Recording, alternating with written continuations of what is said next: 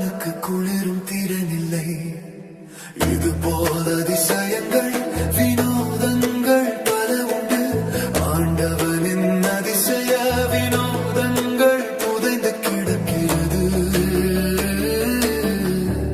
புனித வேதாகமத்தில்.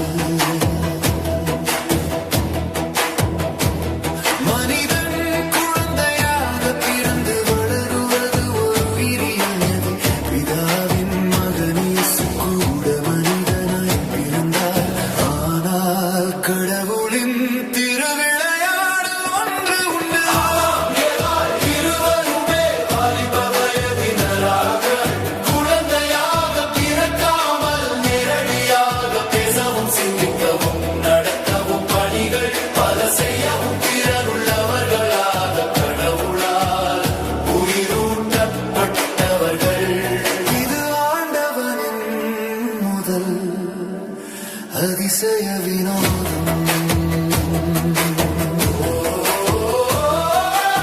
இரவில் மலரும் இரவுக்கு ஒளிரும் திறனில்லை. பகலில் மலரும் பகலவனுக்கு குளிரும் திறனில்லை. இது போல அதிசயங்கள் வினோதங்கள் பல உண்டு. ஆண்டவனின் அதிசய வினோதங்கள் புதைந்து கிடக்கிறது புனித வேதாகமத்தில்.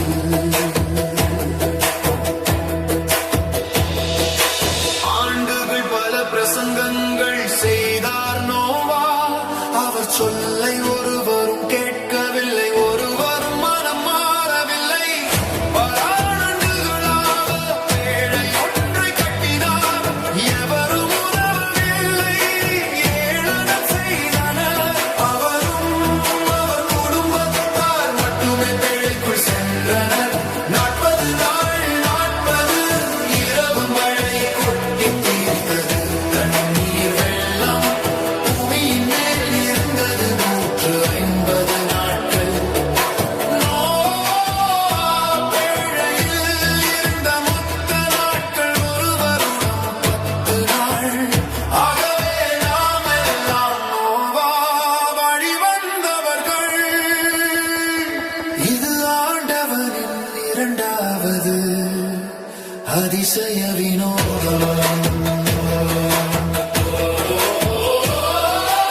இரவில் மலரும் நிலவுக்கு ஒளிரும் திறனில்லை. பகலில் மலரும் பகலவனுக்கு குளிரும் திறனில்லை. இது போல அதிசயங்கள் வினோதங்கள் பல உண்டு. ஆண்டவனின் அதிசய வினோதங்கள் புதைந்து கிடக்கிறது புனித வேதாகமத்தில். சூரியன் நகர்வதை யாராலும் நிறுத்த முடியுமா? சந்திரன் வருவதை தடுக்க முடியுமா? நடந்தது ஒரு இஸ்ரேல் 5 அமோரிய மன்னர்களுடன் போரிட்டுக் கொண்டிருந்த போது கிபியோன் நகரம் இஸ்ரேலுடன் கூட்டணி அமைத்தது. போர் தீவிரமாக இருந்தது. பகல் வெளிச்சம் குறைந்து கொண்டிருந்தது. வெற்றியை முடிக்க யோசுவாவுக்கு அதிக நேரம் தேவைப்பட்டது. யோசுவாவின் பிரார்த்தனை கேட்டார் அதிசயத்தின் தேவன். சூரியன் நின்றது, சந்திரன் நின்றது, பகல் நீட்டிக்கப்பட்டது. இஸ்ரேல் எதிரியை முற்றிலுமாக தோற்கடித்தது. இது ஆண்டவனின் மூன்றாவது அதிசய வினோதம். இரவில் மலரும் நிலவுக்கு ஒளிரும் திறனில்லை. பகலில் மலரும் பகலவனுக்கு குளிரும் திறனில்லை. இது போல அதிசயங்கள் வினோதங்கள் பல உண்டு. ஆண்டவனின் அதிசய வினோதங்கள் புதைந்து கிடக்கிறது புனித வேதாகமத்தில்.